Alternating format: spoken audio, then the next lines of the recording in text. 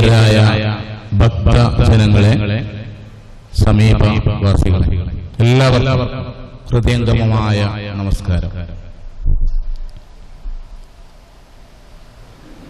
എന്റെ പേര് പ്രസാദ്.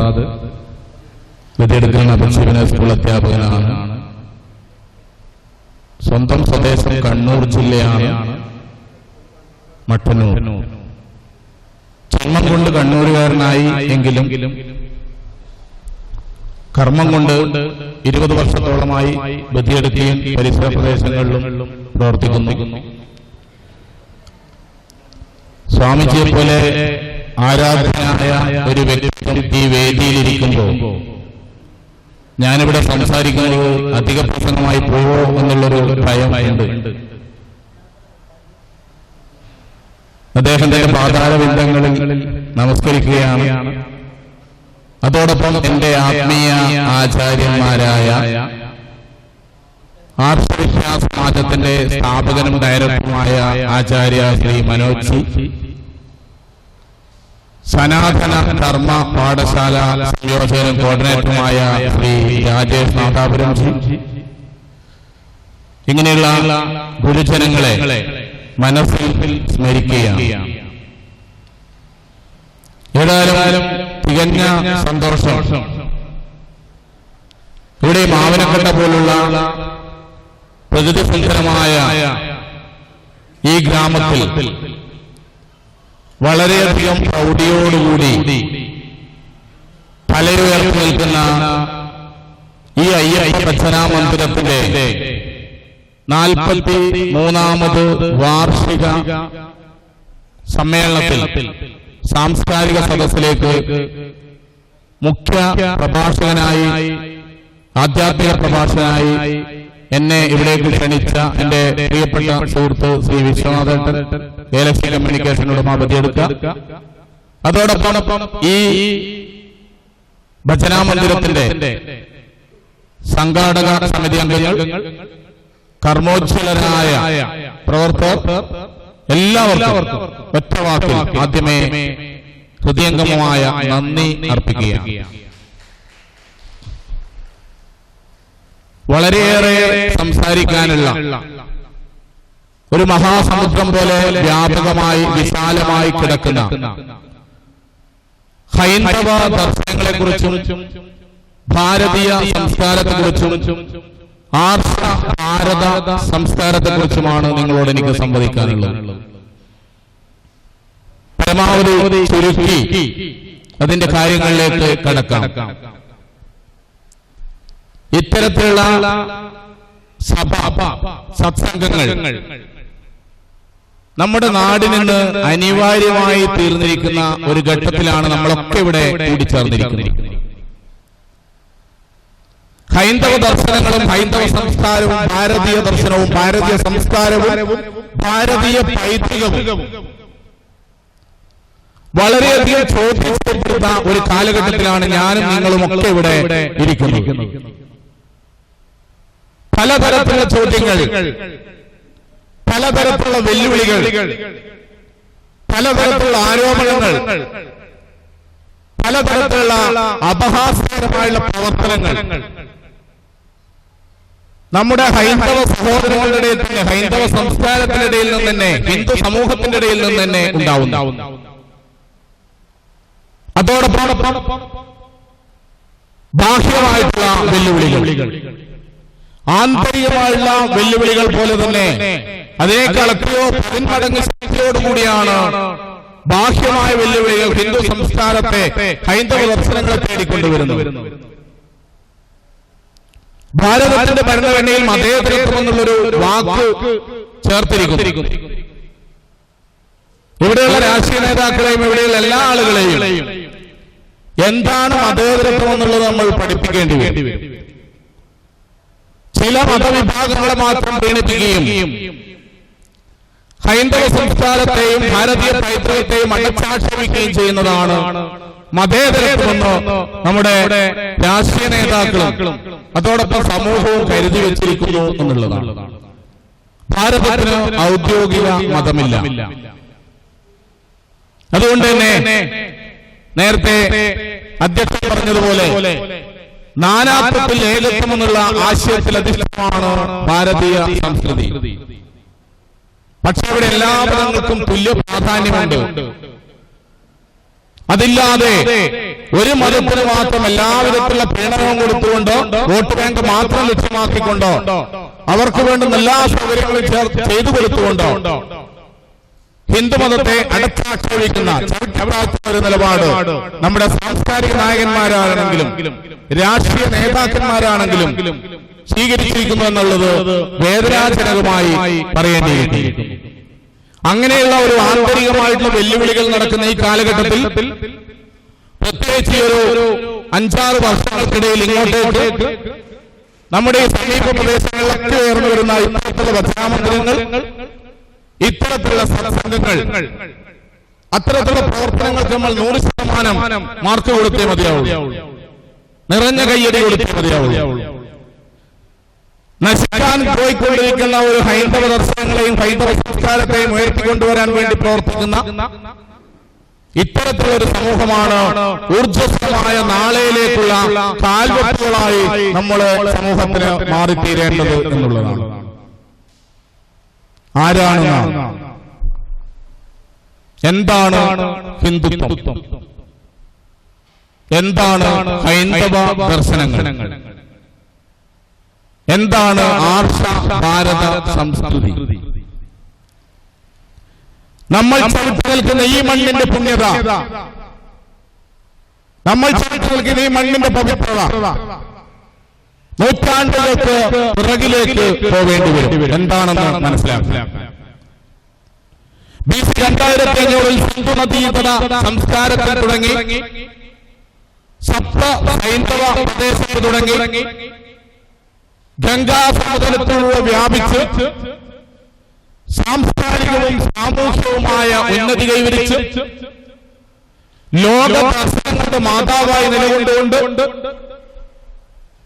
ലോകത്തുള്ള എല്ലാ മതങ്ങളുടെയും മാതാവായിട്ട് പരിലസിച്ചുകൊണ്ട് ഹൈന്ദവ സംസ്കാരം ഹിന്ദുമതം ഇന്ന് നിലനിൽക്കുന്നു എന്നുള്ളതാണ്.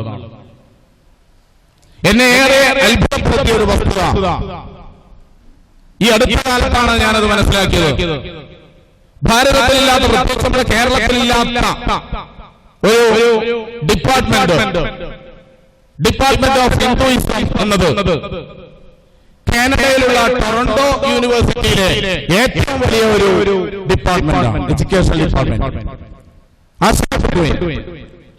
ലോക ദർശനങ്ങൾക്ക്, ലോക മതങ്ങൾക്ക് ഏറ്റവും വലിയ സംഭാവന നൽകിയ, ഭാരതത്തിന്റെ മടിത്തട്ടിൽ നിന്ന് വിദേശ രാജ്യങ്ങളിലേക്ക് പിച്ചവെച്ച് നടന്നുപോയ നമ്മുടെ സംസ്കാരം, ഹിന്ദു ദാർശനികതയ്ക്ക് വേണ്ടി, ഹിന്ദുത്വത്തിന് വേണ്ടി കേരളത്തിലില്ലാത്ത, ഭാരതത്തിലില്ലാത്ത ഒരു യൂണിവേഴ്സിറ്റി കാനഡയിലുള്ള ടൊറന്റോ യൂണിവേഴ്സിറ്റിയിലുണ്ട് എന്നുള്ളത് എന്നെ ഏറെ ആശ്ചര്യപ്പെടുത്തി. ലോകം മുഴുവൻ ഹൈന്ദവ ദർശനങ്ങളും ഹിന്ദുത്വം എന്താണെന്ന് പഠിക്കാൻ വേണ്ടി വ്യഗ്രതപ്പെട്ടുകൊണ്ടിരിക്കുകയാണ്. നമ്മളാണെങ്കിൽ ഇവിടെ പരസ്പരം ചളിവാരി എറിഞ്ഞുകൊണ്ട് അസൂയും വിശപ്പും നിറഞ്ഞ് തമ്മിൽ കണ്ടുകൂടാതെ എങ്ങനെയാണ് മറ്റേ അടിച്ചുതാക്കേണ്ടതെന്ന് ചിന്തിച്ചുകൊണ്ട് ജീവിക്കുന്നു എന്നുള്ളതാണ്. അവിടെയാണ് ഹൈന്ദവ സഹോദരങ്ങളുടെ ഒത്തൊരുമയും ഐക്യവും ഇവിടെ ഉണ്ടാവേണ്ടത്. ലോകമതങ്ങളുടെ മാതാവായിട്ട് ഹിന്ദുമതത്തെ കണക്കൂട്ടുന്നു. ഒരുപക്ഷെ മതങ്ങൾക്കും അതീതമായിട്ട്, മതങ്ങളുടെ ചട്ടക്കൂടുകൾക്കുള്ളിൽ നിർത്താൻ പറ്റാത്ത, മതങ്ങൾക്കും അപ്പുറം വ്യാപിച്ചൊഴുകുന്ന ഒരു സംസ്കാരമാണ് ഹിന്ദുത്വം എന്ന് പറയേണ്ടി വരും. ആരാണ് സ്ഥാപകൻ എന്നറിയില്ല. മറ്റുള്ള എല്ലാ മതങ്ങൾക്കും സ്ഥാപകരുണ്ട്, മറ്റുള്ള എല്ലാ മതങ്ങൾക്കും അവരുടെ ഒരു ഗ്രന്ഥമുണ്ട്. ഹിന്ദുമതത്തെ സംബന്ധിച്ച് സ്ഥാപകൻ ആരാണെന്ന് അറിയില്ല. ഏതാണ് ഗ്രന്ഥമെന്ന് ചോദിച്ചു കഴിഞ്ഞാൽ ഹിന്ദുമതത്തിലെ ആധാരശില, അടിസ്ഥാനശില ഏത് ഗ്രന്ഥമാണ് എന്ന് ചോദിച്ചാൽ ഒറ്റ വാക്കിൽ ഉത്തരം പറയൽ ഏറെ കഷ്ടമാണ്. കാരണം ഒരു ലൈബ്രറിയുടെ ശേഖരം തന്നെ ഹിന്ദുവിന്റെ കൈവശമുണ്ട്.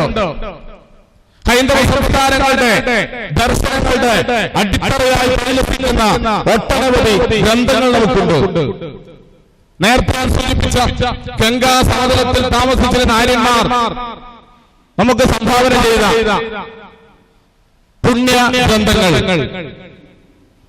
4 വേദങ്ങൾ, 108 ഉപനിഷത്തുകൾ, 18ഓളം പുരാണങ്ങൾ, 2 ഇതിഹാസങ്ങൾ, രാമായണവും മഹാഭാരതവും. അതിൽ തന്നെ മഹാഭാരതത്തിൽ 25ാമത്തെ അധ്യായം മുതൽ 42ാമത്തെ അധ്യായം വരെ വ്യാപിച്ചു കിടക്കുന്ന 18 അധ്യായങ്ങളായിട്ട് ലോകത്തിലെ ഏറ്റവും വലിയ ദർശനങ്ങളുടെ മാതാവായിട്ട് കണക്കുകൂട്ടുന്ന ഭഗവത്ഗീത. ഇങ്ങനെ അതിവിശിഷ്ടമായ ഗ്രന്ഥങ്ങളുടെ, ആപ്തവാക്യങ്ങളുടെ, ദർശനങ്ങളുടെ ഒരു കൂമ്പാരം തന്നെ ഹൈന്ദവ സംസ്കാരത്തിന്റെ അടിത്തറയായിട്ട് ഉണ്ട് എന്നുള്ളതാണ്. അതുകൊണ്ട് തന്നെയാണ് ലോകമതങ്ങളുടെ മാതാവായിട്ട് ബന്ധപ്പെട്ട് കണക്കുകൂട്ടുന്നത്. അതുകൊണ്ട് തന്നെയാണ് ഓക്സ്ഫോർഡ് യൂണിവേഴ്സിറ്റിയിലും കേംബ്രിഡ്ജ് യൂണിവേഴ്സിറ്റിയിലും പ്രധാനപ്പെട്ട ഒരു പാഠ്യവിഷയമായിട്ട് ഭഗവത്ഗീത തെരഞ്ഞെടുക്കപ്പെട്ടിരിക്കുന്നത്. പക്ഷെ നമ്മളെ സംബന്ധിച്ച് ഇതിനെപ്പറ്റി അറിയാവുന്നവർ വളരെ കുറവാണ്. വളരെയേറെ വേദനയോട് പറയേണ്ടി വരും. ഇത് പഠിക്കാനോ മനസ്സിലാക്കാനോ ഏറെ സാധ്യതകളുള്ള ഒരു കാലഘട്ടത്തിലാണ് നാം ജീവിക്കുന്നത്. ഈ ഗ്രന്ഥങ്ങളൊന്നും ഒരു ജാതിയുടെ മാത്രം മുദ്രയല്ല. നമ്മൾ കുറെ ആളുകൾ ധരിച്ചു വെച്ചിരിക്കുന്ന അങ്ങനെയാണ്. ഇതൊക്കെ ബ്രാഹ്മിൺസിന്റെ മാത്രം വേദങ്ങളാണെങ്കിലും ഉപനിഷത്തുകളാണെങ്കിലും ബ്രാഹ്മിൺസ് മാത്രം പഠിക്കാനുള്ളതാണ് എന്നുള്ളതാണ്. ജാതീയമായിട്ടുള്ള ഭിന്നതകൾ, ജാതീയമായിട്ടുള്ള വേർതിരിവുകൾ ആദ്യം ഇല്ലാതാക്കണം. ഹൈന്ദവ ദർശനങ്ങളിൽ ഹിന്ദുത്വത്തിൽ ഒരു ജാതിയെയും ദൈവം സൃഷ്ടിച്ചിട്ടില്ല. ഇവിടെയൊക്കെ മനുഷ്യന്റെ സൃഷ്ടിയാണ്. ജാതീയതയുടെ പേരിൽ പരസ്പരം പോരടിക്കുന്നു. ഉയർന്ന ജാതിയെന്നും താഴ്ന്ന ജാതിയെന്നുമുള്ള പരസ്പരമുള്ള ആ ഒരു ഈഗോ, അതാണ് ഞാൻ നേരത്തെ പറഞ്ഞ ആന്തരികമായിട്ടുള്ള വെല്ലുവിളികൾ ഏറ്റവും പ്രധാനപ്പെട്ടത്. ജാതിയുമായിട്ടുള്ള വേർതിരിവ്. ഞാൻ ഉയർന്ന ജാതിക്കാനാണ് എന്നുള്ള ചിന്ത, എന്റെ ജാതി മാത്രമാണ് മഹത്തരം, എന്റെ ജാതി മാത്രമാണ് ശ്രേഷ്ഠം എന്ന് കരുതുന്ന ആളുകൾ, അത്തരത്തിലുള്ള ജാതിയുമായിട്ടുള്ള വേർതിരിവുകളാണ് ഹിന്ദു സമൂഹത്തിൽ നിന്ന് ആദ്യമായി ഇപ്പൊ ദൂരെ കളയേണ്ടത്. അറബിക്കടലിൽ കൊണ്ടുപോയി ചാടണം. എല്ലാത്തിന്റെയും അടിസ്ഥാനം ഹിന്ദു എന്നുള്ള ഒരാശയമാണ്. ഹിന്ദു ബ്രാഹ്മണനാണ്, ഹിന്ദു നായരാണ്, ഹിന്ദു മണിയാണിയാണ്, ഹിന്ദു ഈഴവനാണ്. ഹിന്ദു എന്നുള്ളതാണ് അതിന്റെ അടിസ്ഥാനമായിട്ട് വരേണ്ടത്, അല്ലാതെ ജാതിയുമായിട്ടുള്ള വേർതിരിവല്ല. ഇവിടെ വ്യത്യസ്ത ദൈവങ്ങളെ നമ്മൾ ആരാധിക്കുന്നു, ബഹുദൈവ ആരാധന. അതാണ് ഹിന്ദുമതത്തിന്റെ മറ്റൊരു പ്രത്യേകത. ഭൂമിയിലേക്ക് ആകാശത്ത് പതിക്കുന്ന വെള്ളത്തുള്ളികൾ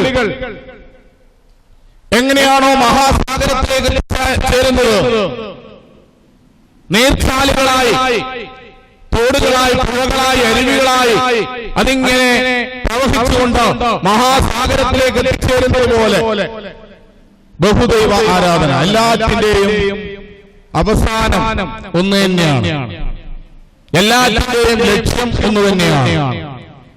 പല രൂപത്തിലും പല ഭാവത്തിലും നമ്മൾ ആരാധിക്കുന്ന ദൈവങ്ങൾ, പരംബ്രഹ്മം എന്നത് ഒന്നേ ഉള്ളൂ. ഇത്തരത്തിലുള്ള ഗ്രന്ഥങ്ങളെ പറ്റി മനസ്സിലാക്കി കഴിഞ്ഞാൽ അതിന്റെയൊക്കെ ആധാരം, അതിന്റെയൊക്കെ അടിത്തറ എന്ന് പറയുന്നത് ഏകദൈവ വിശ്വാസം തന്നെയാണെന്ന് പറയാം. പല ദൈവങ്ങൾ വിശ്വസിക്കുന്നു. എന്റെ പ്രധാനപ്പെട്ട ആരാധനാമൂർത്തി പരമശിവനാണ്. വ്യത്യസ്ത ദൈവങ്ങളെ, ശിവനെ ആരാധിക്കുന്നവരുണ്ട്, സൃഷ്ടി സ്ഥിതി, വിഷ്ണുവിനെ, ബ്രഹ്മാവിനെ, ദേവന്മാരെ, മറ്റനേക ദേവീദേവന്മാരെ. ഇവിടെ കണ്ണൂരുള്ള ഏറ്റവും അറിയപ്പെടുന്ന ഒരു ക്ഷേത്രം മുത്തപ്പ ക്ഷേത്രം, മുത്തപ്പനെ ആരാധിക്കുന്നവർ. മറ്റൊരു ഭാവം, മറ്റൊരു രൂപം. ഇതെല്ലാം ഒഴുകിച്ചേർന്നെത്തുന്നത് ഹിന്ദുവിന്റെ ആധാരശിലയായിട്ടുള്ള മഹാസാഗരമാകുന്ന ഏക ദൈവത്തിലേക്ക് തന്നെയാണ്. വഴികൾ പലതാണ്, പല രീതിയിൽ ആരാധിക്കുന്നുവെന്ന് മാത്രം. 4 വേദങ്ങൾ ഏറ്റവും പ്രധാനപ്പെട്ടത് നേരത്തെ ഞാൻ പറഞ്ഞു നിർത്തിയെടുത്ത് ഇങ്ങോട്ടേക്ക് തുടങ്ങുകയാണ്. ഋഗ്വേദമാണ്. ഗംഗാ സമതല നിവാസികൾ ആദ്യമായിട്ട് ക്രോഡീകരിച്ച വേദം. 1028 ശ്ലോകങ്ങളും 10,462 സൂക്തങ്ങളും ഉൾപ്പെടുന്ന അർച്ചിത, ഉത്തരാർച്ചിത എന്നിങ്ങനെ 2 ഭാഗങ്ങളായിട്ട് തിരിക്കാൻ പറ്റുന്ന ഏറ്റവും ബൃഹത്തായിട്ടുള്ള ഋഗ്വേദം, ആദ്യകാല വേദം എന്നറിയപ്പെടുന്നത്. അതിലുള്ള ഏറ്റവും ശ്രേഷ്ഠമായിട്ട് പവിത്രമായിട്ടുള്ള ഒരു മന്ത്രമാണ് ലോക മന്ത്രങ്ങളുടെ എല്ലാ മന്ത്രങ്ങളുടെയും മാതാവായിട്ട് കണക്കൂട്ടുന്നത്. വർഷങ്ങളായിട്ട് എന്റെ മൊബൈലിന്റെ റിംഗ് ടോൺ അതാണ്. അറിയാം. അറിയാം?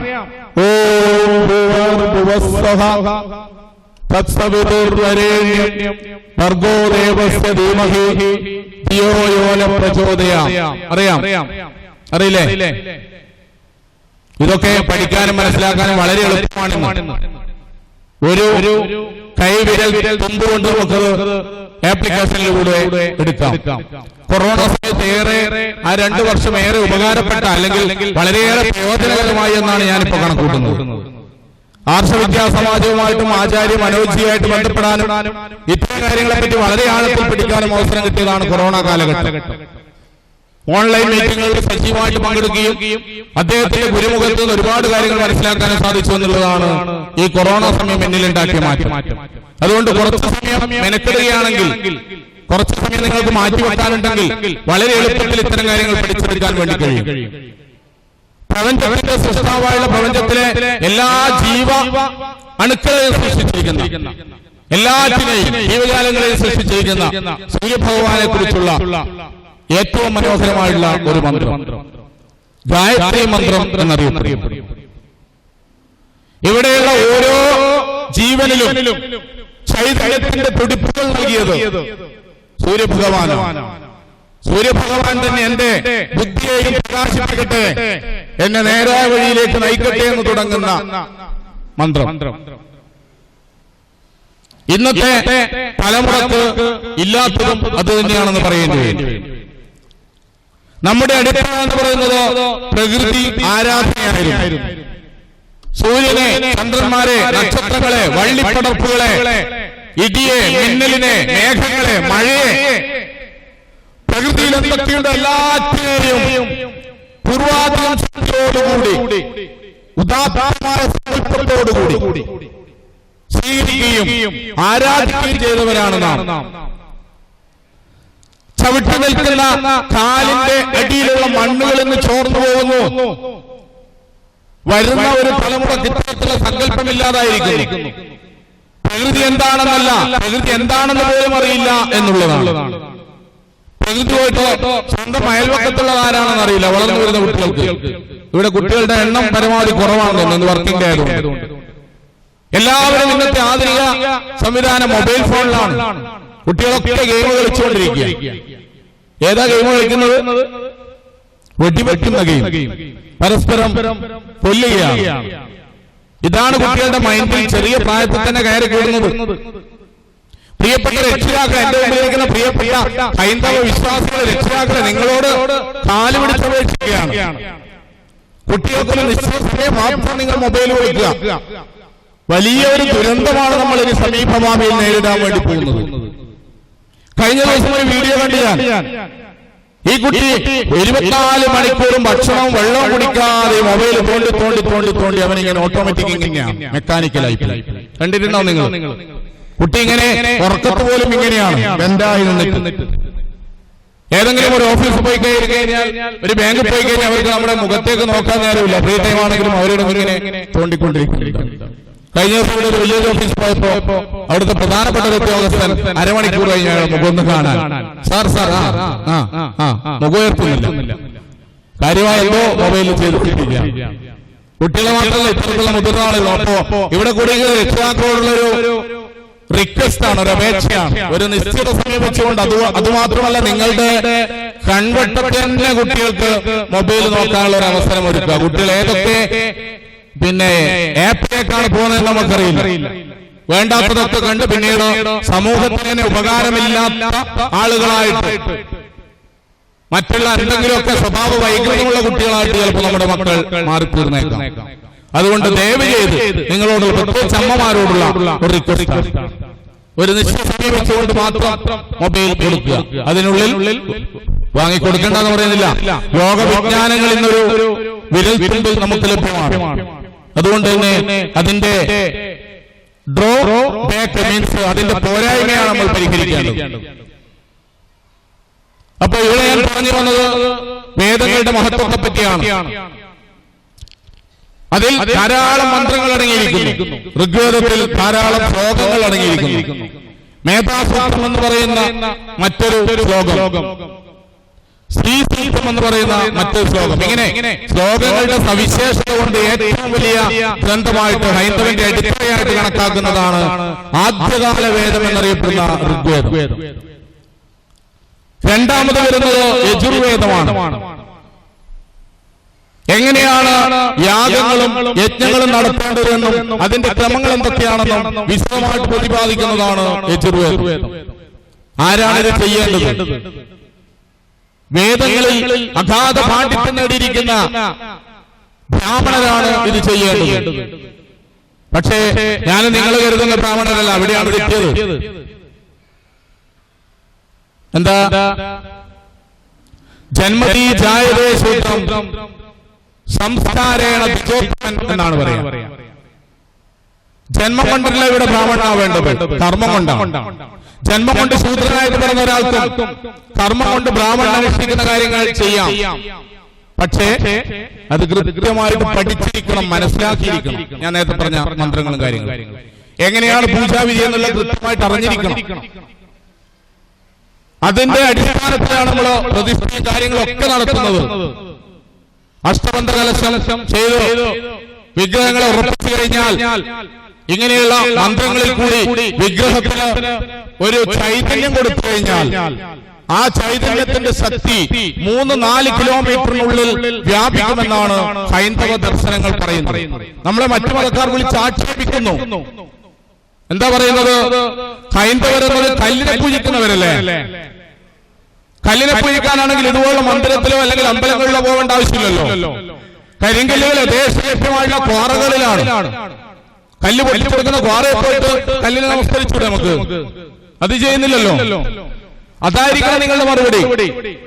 ഇവിടെ ഏറെ മതപരിവർത്തനം നടന്ന ആളുകൾ ഉൾപ്പെടുന്നതാണ് ഞാൻ നേരത്തെ പറഞ്ഞ എന്റെ ആത്മീയാചാര്യനുള്ള ശ്രീ ആചാര്യ മനോജി നയിക്കുന്ന ആർഷ വിദ്യാ സമാജം. ഇവിടെയുള്ള പരളക്കാരി അവിടെ ശ്രുതിജി കഴിഞ്ഞ ആഴ്ച ഞാൻ കണ്ടിരുന്നു, സംസാരിച്ചു. മതപരിവർത്തനത്തിൽപ്പെട്ട് ഇസ്ലാം മതത്തിലേക്ക് പോയിട്ട് തിരിച്ചു വന്ന ആളാണ് പരളക്കടുത്ത സ്വദേശിയായിട്ടുണ്ടായിരുന്ന ശ്രുതി മേഡം. അറിയാം, കുറെ ആളുകൾക്കെങ്കിലും അറിയാം. അപ്പൊ ഇതിനെപ്പറ്റി വ്യക്തമായിട്ട് ആഴത്തിൽ അറിവും പരപ്പില്ലാത്തത് കൊണ്ടാണ് ഇത്തരത്തിൽ മറ്റു മതത്തിൽപ്പെട്ട, പ്രത്യേകിച്ച് ഇസ്ലാം മതത്തിൽപ്പെട്ട ആളുകൾ അവരോട് നിങ്ങൾ എന്താണ് ഇങ്ങനെ, ഹിന്ദുക്കൾ എന്താണ് ഇങ്ങനെ, ഹിന്ദുക്കൾ ജന്തുക്കളല്ലേ, നിങ്ങൾ കല്ലിനെയല്ലേ പൂജിക്കുന്നത്, നമുക്ക് ദൈവത്തിന് അള്ളാഹുവിന്റെ സ്ഥാനമുണ്ട്, ഏകദൈവ സങ്കല്പമാണെന്നൊക്കെ പറയുമ്പോൾ കൃത്യമായിട്ട് മറുപടി പറയാൻ നമുക്ക് എന്താവണം? നമ്മളുടെ മനസ്സിൽ എന്താണ് ഹൈന്ദവ ദർശനങ്ങളെന്നും എന്താണ് ഹിന്ദുത്വമെന്നും അറിഞ്ഞിരിക്കണം. എന്നാൽ മാത്രമേ അതിന് മറുപടി പറയാൻ വേണ്ടി കഴിയുള്ളൂ. അപ്പൊ ഇങ്ങനെയുള്ള അറിവില്ലാത്ത ആളുകളെ വളരെ എളുപ്പത്തിൽ മതപരിവർത്തനം നടത്താൻ സാധിക്കും. അപ്പൊ എന്താണ് ഇത്തരം കാര്യങ്ങൾ നമ്മൾ അറിഞ്ഞു വെക്കുക. ബ്രഹ്മജ്ഞാനേതി ബ്രാഹ്മണ എന്നാണ് പറയാ. ബ്രഹ്മജ്ഞാനം കിട്ടിയവനാണ് ബ്രാഹ്മണൻ. അത് ഈ ബ്രഹ്മജ്ഞാനം എന്നത് നമുക്ക് നേടിയെടുക്കാൻ വേണ്ടി പറ്റുന്നതാണ്. ഈ ഹൈന്ദവ സമൂഹത്തിന്റെ ഏറ്റവും വലിയ പ്രശ്നം എന്ന് പറയുന്ന ജാതിയുമായുള്ള ഇത്തരത്തിലുള്ള വിഭജനമാണ്, വിഘടനം. നിരവധി അണുക്കളായിട്ട് ചിതറിത്തെറിച്ചു പോകുന്ന ഒരു പദാർത്ഥത്തെ പോലെ എന്റെയും നിങ്ങളുടെയും ഉള്ളിൽ നിന്ന് ആദ്യം എടുത്ത് കളയേണ്ടതാണ് ജാതീയത. ഉയർന്ന ജാതിക്കാരനാണ്, താഴ്ന്ന ജാതിക്കാരനാണെന്നുള്ള ചിന്ത അതെടുത്ത് വളരെ ദൂരെ കളയുക.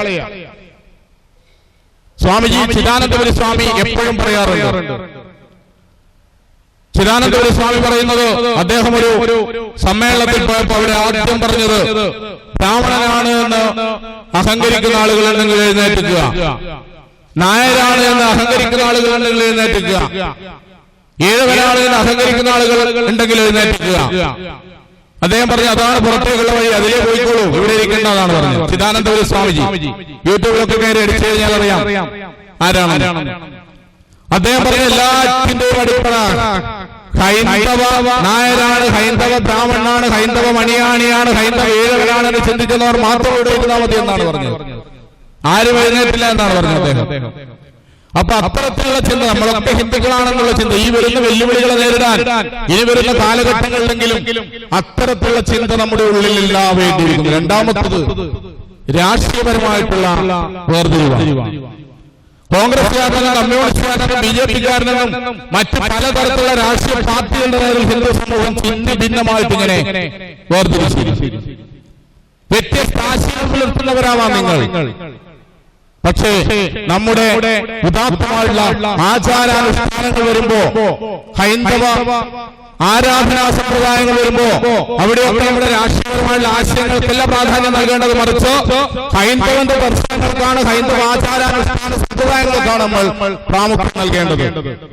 ഉള്ളിന്റെ ഉള്ളിൽ നിന്ന് കോൺഗ്രസ്സുകാരനും BJP-കാരനെന്നും കമ്മ്യൂണിസ്റ്റുകാരനെന്നും ഇങ്ങനെ വ്യത്യസ്ത പാർട്ടി എന്നുള്ള ചിന്ത എടുത്ത് നേരത്തെ ഞാൻ പറഞ്ഞതുപോലെ അറബിക്കടലിലെറിയുക.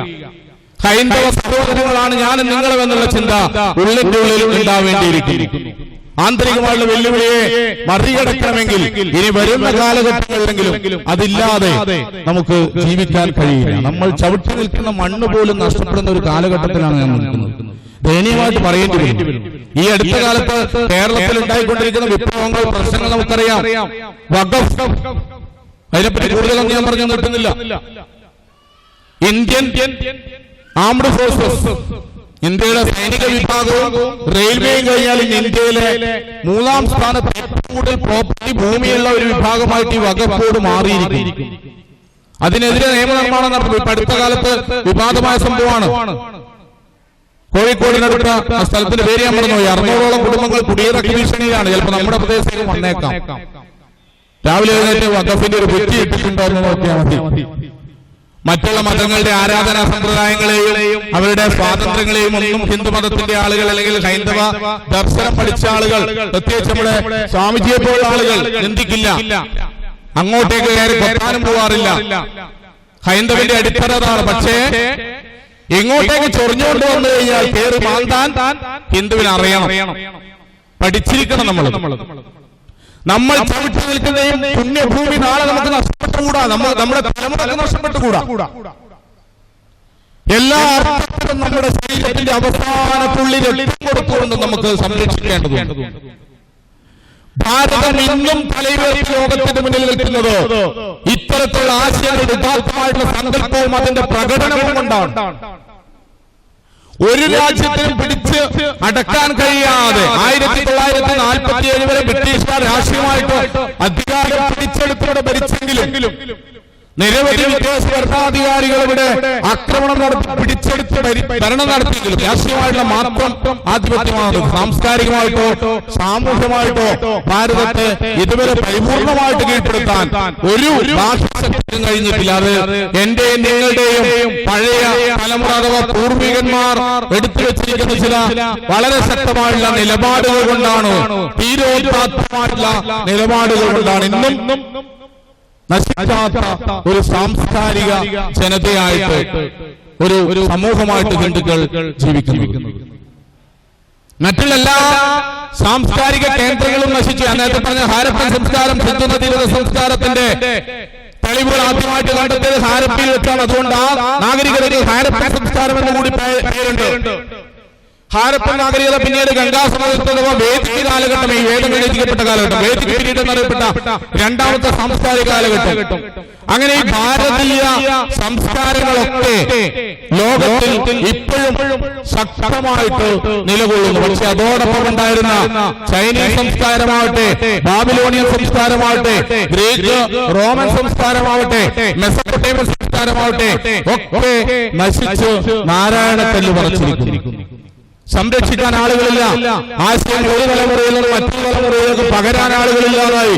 അതോടുകൂടി ആ സംസ്കാരങ്ങളൊക്കെ അവിടെ ഇല്ലാതായി, ശിഥിലമായി പോയി. ഇനി വരുന്ന തലമുറയെങ്കിലും നമ്മുടെ ആശയങ്ങളെ വളരെ ശക്തമായിട്ട് മുന്നോട്ടേക്ക് കൊണ്ടുപോകാൻ തയ്യാറായിട്ട് നിൽക്കണം. ഇവിടെ സ്വാമിജി കൊളുത്തി വെച്ചിരിക്കുന്ന വിളക്കിനെ, ആ ഒരു ദീപത്തെ നമ്മുടെ ഐക്യത്തിന്റെ പ്രതീകമായിട്ട് ഓരോ ആളുകളും എടുത്ത് ഹൃദയത്തിൽ വെച്ച് മുന്നോട്ടേക്ക് പ്രയാണം ചെയ്യുക. ഞാൻ നേരത്തെ പറഞ്ഞു നിർത്തിയത് യജുർവേദത്തിന്റെ സവിശേഷതയാണെങ്കിൽ 3ാമത്തെ വേദം വരുന്നത് സാമവേദമാണ്. യാഗയജ്ഞങ്ങളിൽ ആലപിക്കേണ്ട ശ്ലോകങ്ങൾ, സൂക്തങ്ങൾ അവയുടെ ഛന്ദസ്, രീതിശാസ്ത്രം, ആലാപന ശൈലി എന്താണെന്ന് സംഗീതത്തിൽ അധിഷ്ഠിതമായ സാമവേദം പറയുന്നു. പിന്നീട് വരുന്ന വേദം അഥർവവേദമാണ്. ആഭിചാരക്രിയകളുമായിട്ട് ബന്ധപ്പെട്ട് കുറെ കാര്യങ്ങളൊക്കെ അതിൽ പറയുന്നുണ്ടെങ്കിലും ആദ്യകാലഘട്ടത്തിൽ അത് വേദമായിട്ട് പരിഗണിച്ചിരുന്നില്ല. 3 വേദങ്ങളേ ഉള്ളൂ എന്നാണ് പറഞ്ഞിരുന്നത് പണ്ഡിതന്മാർ. പക്ഷേ ഈ ആഭിചാരക്രിയകളൊക്കെ വരുന്നത് കൊണ്ടാണ് അഥർവവേദത്തെ വേദമായിട്ട് ആദ്യകാലഘട്ടങ്ങളിൽ ഉൾപ്പെടുത്താതിരുന്നത്. പക്ഷെ അതിന്റെ മറ്റൊരു വശം പണ്ഡിതന്മാർ പഠിച്ച് മനസ്സിലാക്കി മനുഷ്യന്റെ ആന്തരിക അവയവങ്ങളെ കുറിച്ചും ആയുർവേദങ്ങളുടെ ചികിത്സാവിദ്യയെ കുറിച്ചും അതിൽ വിവരിക്കുന്നുണ്ട് എന്ന് കണ്ടതുകൊണ്ടാണ് അഥർവവേദത്തെ 4ാമത്തെ വേദമായിട്ട് ചേർത്തിരിക്കുന്നത്.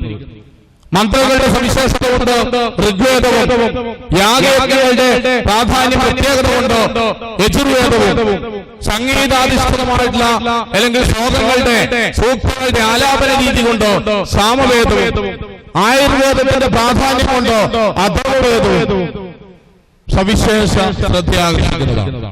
ഇതായിരിക്കണം എന്റെയും നിങ്ങളുടെയും അടിത്തറയായിട്ട് നിലകൊള്ളേണ്ട ഹിന്ദുമതത്തിന്റെ സാംസ്കാരിക ദർശനത്തിന്റെ അടിത്തറയായിട്ട് നിലകൊള്ളേണ്ട ഗ്രന്ഥങ്ങൾ.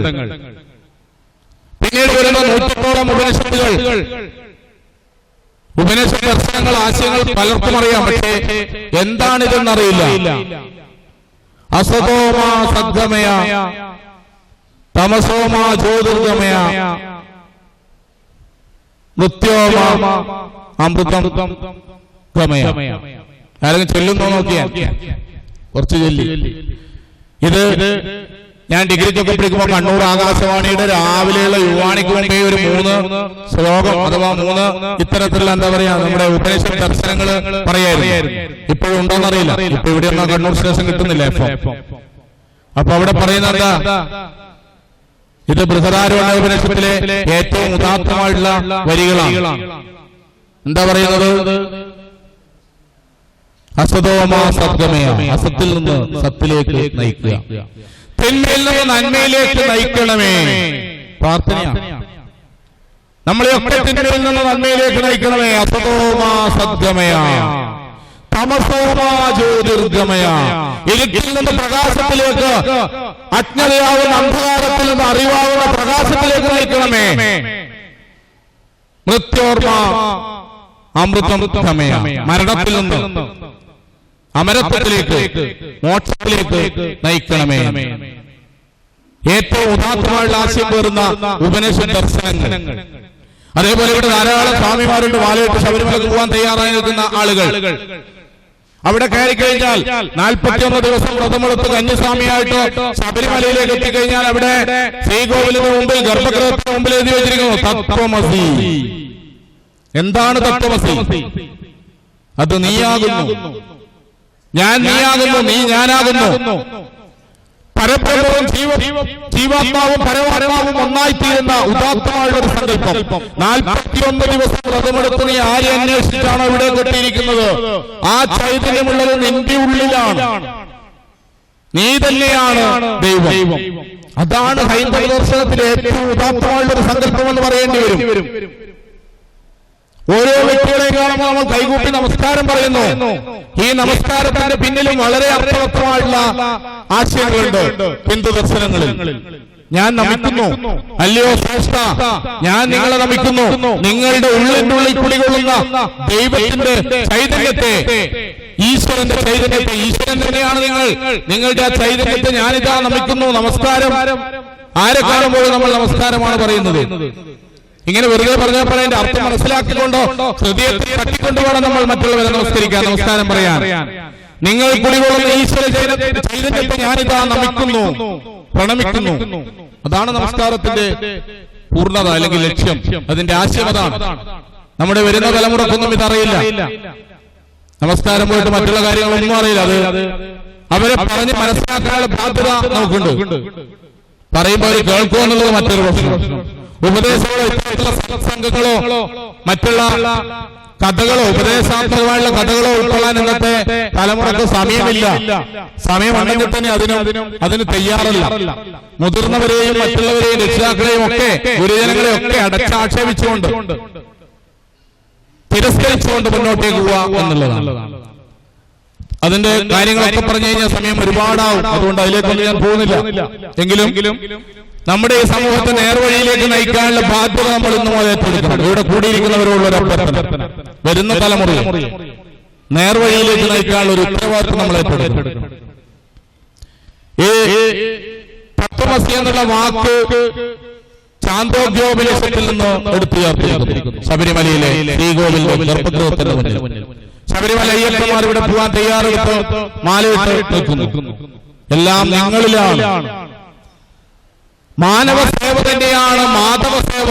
ഇവിടെ സേവാഭാരതിയുടെ ആപ്തവാക്കമായിട്ട് എടുത്തുയർത്തിയിരിക്കുന്നു. മാനവ സേവയാണ്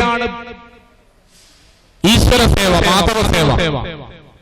ഈശ്വരനെ പ്രീതിപ്പെടുത്തണമെങ്കിൽ പാവപ്പെട്ടവനെ സഹായിക്കുക, വിഷമം പിടിച്ച ആളുകളെ സഹായിക്കുക, ദരിദ്രരെ നിരാലംബർക്കും ഒരു നേരത്തെ ഭക്ഷണം കൊടുക്കുക.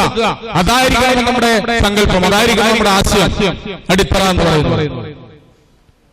അതുപോലെ നിരവധി നമ്മുടെ ഭരണഘടന എടുത്തു കഴിഞ്ഞാൽ കാണാം, സത്യമേവ ചെയ്തേ മുണ്ടകോപനിഷത്തിൽ നിന്ന് എടുത്തുയർത്തിയിരിക്കുന്നു. ഇങ്ങനെ നിരവധി ദർശനങ്ങളുടെ ഒരു കൂമ്പാരമാണ് നമ്മുടെ ഉപനിഷത്തുകളിൽ അടങ്ങിയിരിക്കുന്നത്. സ്വാമി വിവേകാനന്ദൻ അദ്ദേഹത്തിന്റെ ഏറ്റവും ഉദാത്തമായുള്ള വാക്കുകളായിട്ട് പറഞ്ഞിരിക്കുന്നതും ഉപനിഷത്ത് ദർശനങ്ങൾ തന്നെയാണ്, ഉപനിഷത്ത് ആശയങ്ങൾ തന്നെയാണ്. ഉത്തിഷ്ഠിത ജാഗ്രത പ്രാപ്യവരാൻ നിബോധിത. ഉണരുക, എഴുന്നേൽക്കുക, നിങ്ങളുടെ ലക്ഷ്യം നേടുന്നത് വരെ പരിശ്രമിക്കുക, വിശ്രമമില്ലാതെ പരിശ്രമിക്കുക. ഉത്തിഷ്ഠിത ജാഗ്രത പ്രാപ്യവരാൻ നിബോധിത ഉപനിഷത്ത് ദർശനങ്ങളാണ്. ഇങ്ങനെ നിരവധി ആപ്തവാക്യങ്ങളും ദർശനങ്ങളും നമുക്ക് നമ്മുടെ പൊതുജീവിതത്തിൽ കാണാം. കാലിക്കറ്റ് യൂണിവേഴ്സിറ്റി പോയി കഴിഞ്ഞാൽ കാണാം നിർമ്മായ കർമ്മണാസി എന്ന് എഴുതി വെച്ചിരിക്കുന്നു. ഇങ്ങനെ പലതും നമുക്കറിയാത്ത പല കാര്യങ്ങളും നമ്മൾ മനസ്സിലാക്കണം. ഇതൊക്കെയാണ് നമ്മുടെ ഉപനിഷത്ത് ദർശനങ്ങൾ എന്ന് പറയുന്നത്.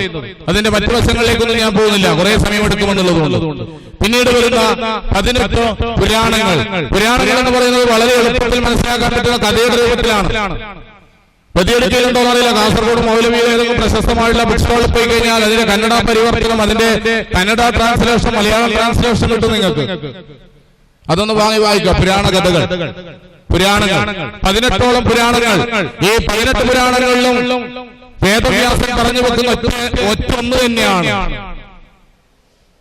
പരോപകാരമേ പുണ്യം പാപം പരപീഡനം എന്നാണ്. പരോപകാരമേ പുണ്യം. നേരത്തെ ഞാൻ പറഞ്ഞു, മറ്റുള്ളവരെ സഹായിക്കുക, ഉപകാരം ചെയ്യുക, മറ്റുള്ളവർക്ക് വേണ്ടി ഉപകാരം ചെയ്യുക. പാപമോ പരപീഡനം, മറ്റുള്ളവരെ ദ്രോഹിക്കലാണ് നമ്മൾ ചെയ്യുന്ന പാപം എന്ന് പറയുന്നത്. അപ്പൊ ഇവിടെ അടുത്ത യശസ്വരീരനായിട്ടുള്ള കിളിങ്കാറുള്ള ശ്രീ സായിറാം ഭട്ട് അവർ സാറുണ്ടായിരുന്നു. ധാരാളം പാവപ്പെട്ട ആളുകൾക്ക് വീട് കെട്ടിക്കൊടുത്തുകൊണ്ട്, ധാരാളം ആളുകൾക്ക് റിക്ഷയും അതുപോലെ ടൈലറിംഗ് മെഷീനും കൊടുത്തുകൊണ്ട്, നേരത്തെ ഞാൻ പറഞ്ഞതുപോലെ പാവപ്പെട്ട ആളുകളെ സഹായിച്ചുകൊണ്ട് നമ്മുടെ സമൂഹത്തിന് വലിയൊരു ദിശാബോധം നൽകിയ വ്യക്തി. അതുകൊണ്ട് ഈ പുരാണങ്ങൾ പറയുന്നതാണ്, ആ ആശയങ്ങളെ നമ്മൾ മനസ്സിലേക്ക് എടുത്തുകൊണ്ട് പോകണം മുന്നോട്ടേക്ക് പോവാൻ.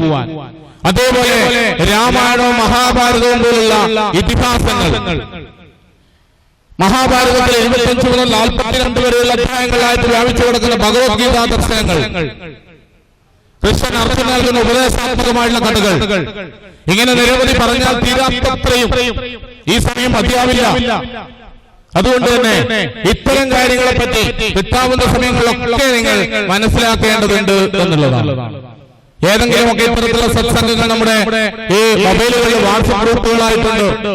ചേരാൻ താല്പര്യമുള്ളവർക്ക് ലിങ്ക് ഞാൻ തരാം, നിങ്ങൾ എന്നെ അറിയിച്ചാൽ മതി. അതിന്റെ ഓൺലൈൻ മീറ്റിംഗ് ആഴ്ചയിൽ 1 ദിവസം 2 ദിവസം നടക്കുന്നത്, അതിൽ പങ്കെടുക്കുക. കോഴിക്കോടോ തിരുവനന്തപുരത്തോ ക്യാമ്പുകൾ ഉണ്ടാകുമ്പോൾ പറ്റാവുന്നവരാണെങ്കിൽ പോവുക. ഹൈന്ദവ ദർശനങ്ങളിൽ നമ്മുടെ ഭാരതീയ പൈതൃകവും ഭാരതീയ സങ്കല്പവും ദൈവസങ്കല്പവും എന്താണെന്ന് വളരെ വ്യക്തമായിട്ട് ഇത്തരത്തിലുള്ള കാര്യങ്ങൾ നമുക്ക് പഠിക്കാൻ വേണ്ടി കഴിയും. അപ്പൊ കൂടുതൽ സമയം ഞാനിവിടെ പറഞ്ഞ് ദീർഘിപ്പിക്കുന്നില്ല. ഇത്തരം കാര്യങ്ങൾ നാളെ നമുക്ക് ഭീഷണിയില്ലാതെ സമൂഹത്തിന്റെ മുന്നിലൂടെ ഇറങ്ങി നടക്കണമെങ്കിൽ ആരാടാ എന്ന് ചോദിച്ചു കഴിഞ്ഞാൽ ഞാനാടാ എന്ന് തിരിച്ചു പറയാനുള്ള ആർജവം കിട്ടാൻ ഇത്തരത്തിലുള്ള കാര്യങ്ങൾ നമ്മൾ മനസ്സിലാക്കേണ്ടതുണ്ട് എന്നുള്ളതാണ്. അതുകൊണ്ട് തന്നെ ഒരിക്കലും ഹൈന്ദവൻ അല്ലെങ്കിൽ ഹൈന്ദവ ദർശനങ്ങൾ അല്ലെങ്കിൽ ഹിന്ദുത്വം എന്ന് കേൾക്കുമ്പോൾ നമ്മുടെ തല താഴാതിരിക്കട്ടെ എന്ന് മാത്രം ഞാൻ പ്രാർത്ഥിക്കുന്നു. ഇവിടെ ഇതിനൊരു അവസരം തന്ന സംഘാടക സമിതിയുടെ എല്ലാ ഭാരവാഹികൾക്കും അതോടൊപ്പം എന്റെ പ്രിയപ്പെട്ട സുഹൃത്ത് അധ്യക്ഷനായിരിക്കുന്ന വിശ്വനോടും ഒരിക്കൽ കൂടി നന്ദി രേഖപ്പെടുത്തിക്കൊണ്ടും ഇവിടെ നിർത്തുന്നു. നന്ദി, നമസ്കാരം. നന്ദി. ശ്രീ പ്രസാദ് മാസ്റ്റർ അടുത്തതായി ആദരിക്കൽ ചടങ്ങാണ്.